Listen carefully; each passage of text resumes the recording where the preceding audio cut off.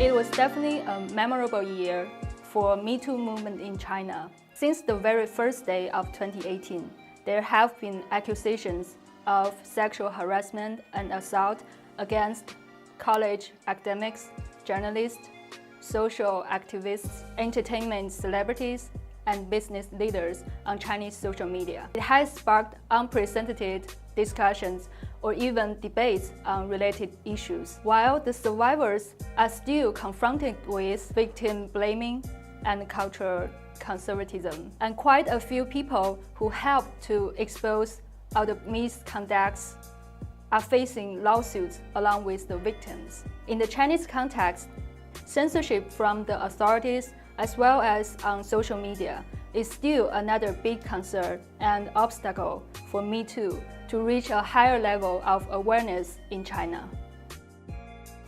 Although she didn't make it to the final 11 of Produce 101, a reality show made by Tencent to produce China's #1 girl group, Wang Ju earned the nickname Chinese Beyoncé, and she was still a big surprise in the K-pop-like idol-making industry that burst onto China over the past year. She definitely added diversity to Chinese idols, and I'm glad to see that she shares similar top resources with another controversial star on the show, Yang Chaoyue, who is not as good singing or dancing, but still earned support of millions of fans too. 2018 was a big year for music made in China traveling abroad. On the mainstream level, pop singer turned rapper Chris Wu controversially topped the US iTunes charts with the November release of his latest album, Antares. At a level somewhat under that, Sichuan rap group Higher Brothers earned a lot of fans in the US this year on the strength of a sold-out tour across the United States, and they were even featured in the end credits of this year's season of HBO show Silicon Valley. But at a more underground level, there were also several important milestones that were achieved by Chinese artists abroad this year.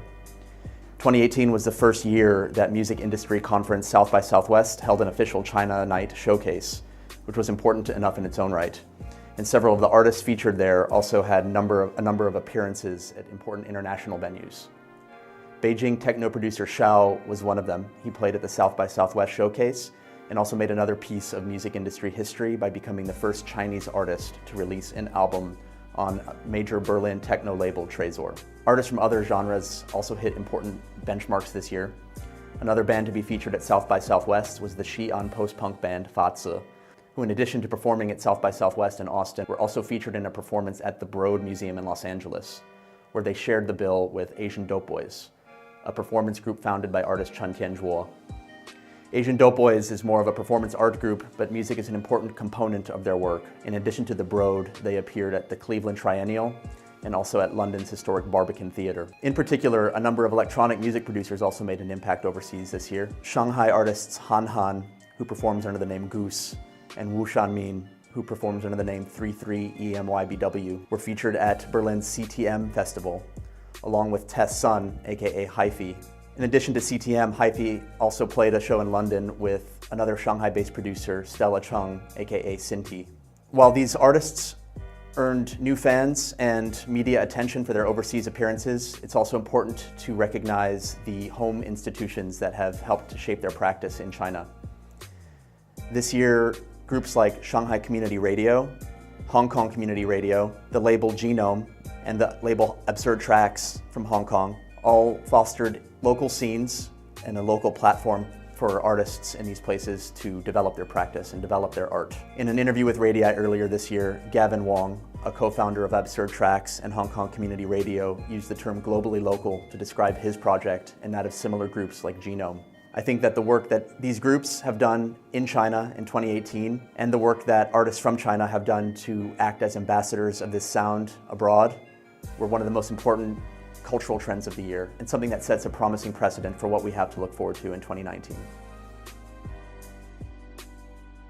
Now, 2018 was a big year for Chris Wu. Chris Wu, if you're not familiar, is the ex-K-pop boy band member turned self-proclaimed king of Chinese rap music. He cemented that position last year as lead judge on the hit TV show Rap of China. This year, Rap of China successfully made it into season 2, in spite of alleged hip-hop bans. with Chris Wu once again at the helm. That being said, the star himself was not able to avoid controversy. As an ex-K-pop artist, Chris Wu's hip-hop credentials have always been subject to debate. But this year, the star found himself at the center of a controversy when an ear-splittingly bad, raw vocal track of his leaked. It prompted questioning as to the artist's overall skill and caused a firestorm on social media and an all-out boys versus girls debate. Other rappers saw an opportunity and all jumped in with diss tracks of their own, trying to get a chance at the spotlight. Chris Wu himself returned fire, releasing a diss track, Skur. Chris Wu this year also breathed new life into the term Skur, endowing it with a new meaning, just good. That's good. Very Skur. But the big controversy this year came when Chris Wu finally released his debut feature album, Antares. US fans were surprised to see that the album grabbed 7 of the 10 top spots on US iTunes charts. Now, that's pretty fishy considering that Chris's recognition among US audiences is close to 0. One person who was not happy about it was Ariana Grande, whose single Thank You Next was pushed away from the top spot by Chris's strangely powerful performance. Upon closer inspection, it seems that Chris's enthusiastic mainland Chinese fan base had conspired to artificially boost the artist's sale data. Fans gathered together online, conspiring to artificially inflate the artist's performance. They did that through US-based VPNs and by purchasing multiple editions of the album per person. As a result, Chris was scrubbed from the US iTunes charts altogether. Nonetheless, now that he finally has his first feature album under his belt, we are excited to see what Chris is up to in 2019. RADII's coverage of funding being highlighted the disappearance of China's biggest star from public view. That story, plus the related story of how a TV presenter brought to light tax avoidance practices in the film industry, was one of our most prominent stories of the year. But perhaps equally interesting is the broader context that we've discussed, which is how the government on one hand seeks to foster an innovative film industry, while on the other hand, ensuring social stability.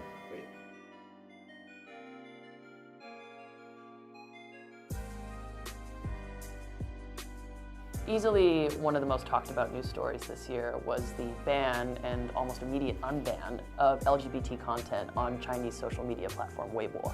In April, Weibo announced that they would be banning LGBT-related content as part of an effort to quote-unquote clean up vulgar content. Naturally, this caused a huge outcry online, thanks in no small part to individual users, organizations, and allies. Weibo revoked the ban 3 days later. We think that this is pretty representative of LGBT issues in China right now.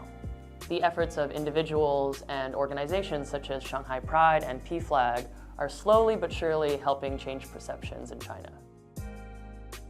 2018 was a telling year for hip-hop in China. The genre's mainstream explosion happened last year in 2017 with the popularity of reality TV show Rap of China. To give you a sense of scale, last year's entrants amounted to just under 800 people, whereas this year, over 10,000. Despite government regulations, Rap of China continued on this year and we covered the show from start to finish. Much to our delight, this season saw greater diversity than the previous, with the top spots being filled by rappers from Xinjiang province in the west of China.